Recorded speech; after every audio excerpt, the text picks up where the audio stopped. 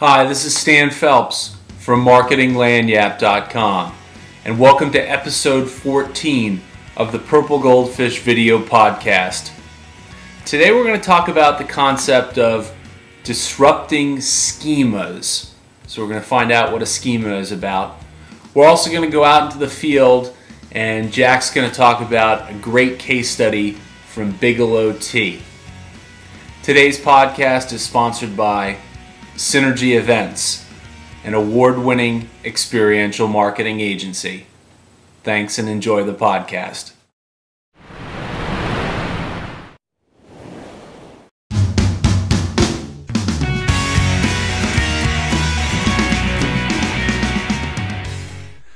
Welcome to another Purple Goldfish. Stan Phelps here, Jack PC here. How you doing? Jack, before we start out, this is going to be the worst shirt ever. No. This is the king of the wall, baby.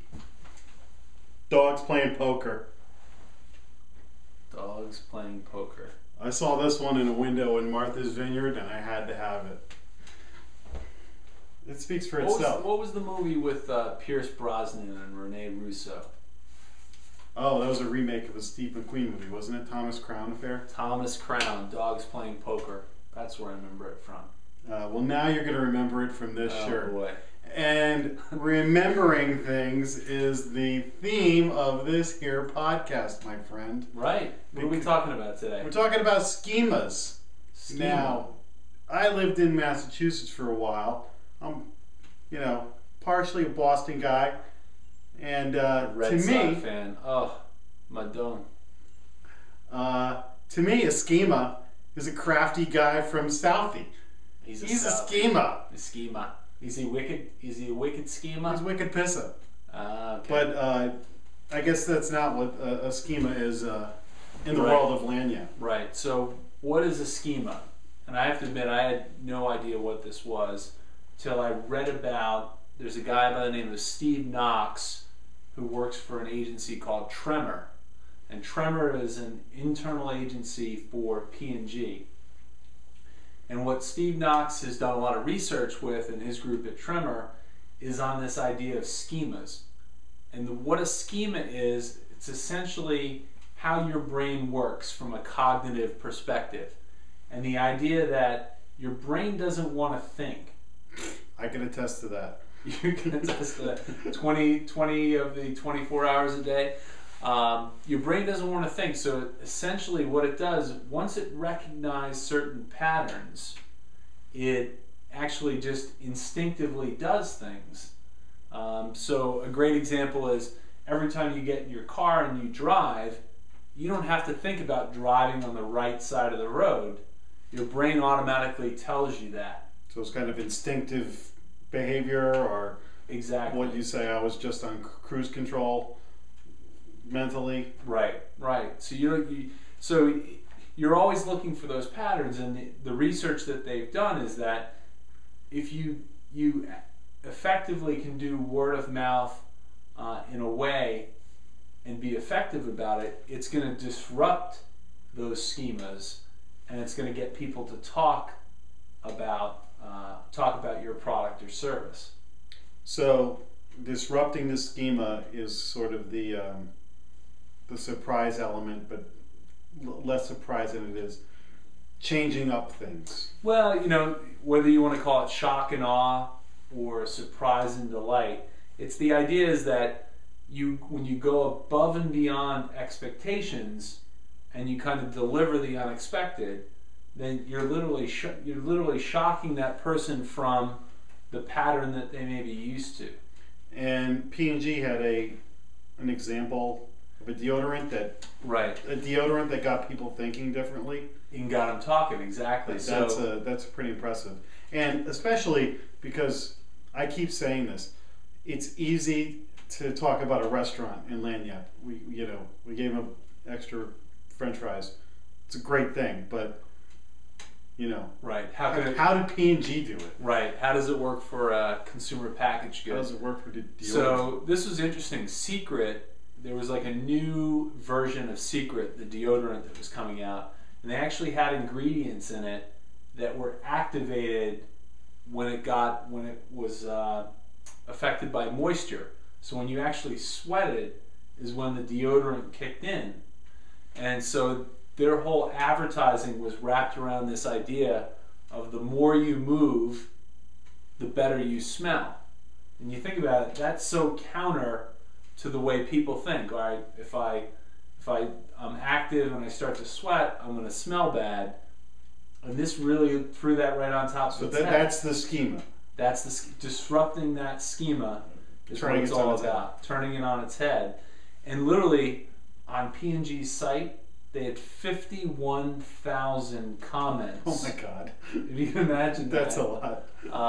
About deodorant. About deodorant. Go. I've never been to a deodorant site before, but so anyway, I mean, I think the way it applies is that, again, if you do that little extra. Now you got me thinking. If you do that little extra, you go above and beyond. It's literally going to shock your customer into wanting to have to tell that story. And that's what we want to do. We want to get people talking about our products. And if you think about it, with your iPhone and Twitter or Facebook status, when that happens, what's the first thing somebody's going to do? They're going to sit down and be like, reporting to their masses about that, because people are content generators just like anybody else on the internet. Right. My personal brand, I'm always looking for something to tweet. So when I eat at a good restaurant or I see a good movie, I'm tweeting about it, or any other nonsense. But this is something that would immediately get you to. And let's take it one step further. Now that you have things like Foursquare and Gowalla, people are there's actually a reason why they're checking in from all these different places. So now they're already doing that, and you give them that little something that they can actually add to that tweet or that status update. Powerful stuff. And that feeds back into what we were saying a couple episodes ago about social media is the amplifier. The amplifier, right. So pushing that message out. It also can help with disrupting the schema. The schemas. Wicked schemas. You're a schema. All right. Well, I think that's a wrap for this edition of the Purple Goldfish. And let's, as always, remind you to send us your purple goldfish. So go to the site, tell us about the companies, the places that are going above and beyond for you. Right. We're trying to get 1,001. We're almost halfway there. We're living on a prayer, baby. So we need to get to the other side. So help us out.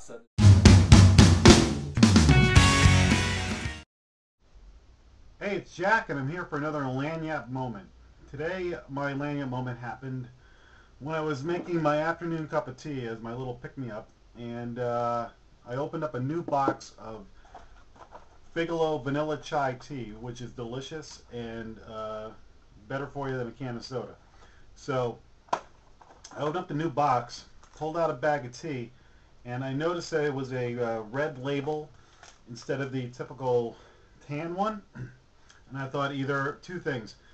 They had changed the label, or I had bought the wrong flavor of tea, because I'm not the most observant person in the world when I'm shopping. So I open it up, and it smells different, and I look, because God forbid I read before I do anything, and it says it was tea flavored with orange and sweet spice. I'm like, what? Did I buy the wrong box? But no, it's vanilla chai. So it turns out, almost like a Cracker Jack box, I got a hidden surprise inside. They gave me one packet of a different flavor of tea. Now, I don't know whether I like orange tea or not, but we're going to find out. So I just made it. I like it. So, great job, Bigelow. Talk about surprise and delight. I got something I didn't expect. It's relevant. And, it was a great way to get me to sample another one of their flavors. So, overall, this is Lanie in a nutshell, or a tea bag, if you will. So, great job, Bigelow. I found a purple goldfish when I opened up my box of tea today.